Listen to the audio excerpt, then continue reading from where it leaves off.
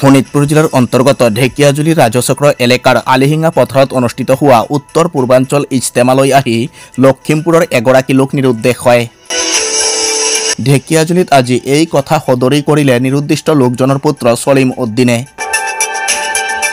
উল্লেখ্য যে লখিমপুৰ দৌলতপুৰ গাঁৱৰ বাসিন্দা আব্দুল মান্নান নামৰ ৭৪ বছৰীয়া লোকজন আহিছিল আলিহিঙা পথাৰত অনুষ্ঠিত হোৱা উত্তৰ পূৰ্বাঞ্চল ইজতেমালৈ। আজি আখৰি দুৱাৰ পিছৰে পৰা লোকজন নিৰুদ্দেশ হয় বুলি জনালে পুত্ৰই। এই সন্দৰ্ভত আজি ঢেকিয়াজুলি আৰক্ষী থানাৰ সন্মুখত পুত্ৰৰ মন্তব্য এনেধৰণৰ।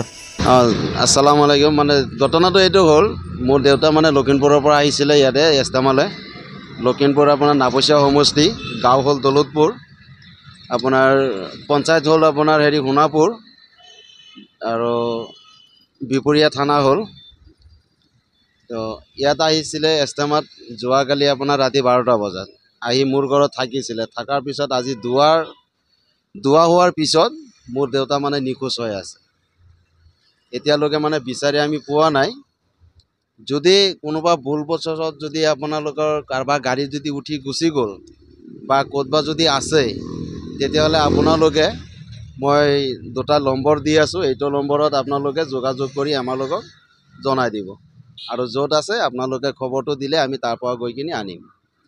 নম্বৰটো হ'ল আপোনাৰ 600032129116, আৰু এটা নম্বৰ আছে 7896781413।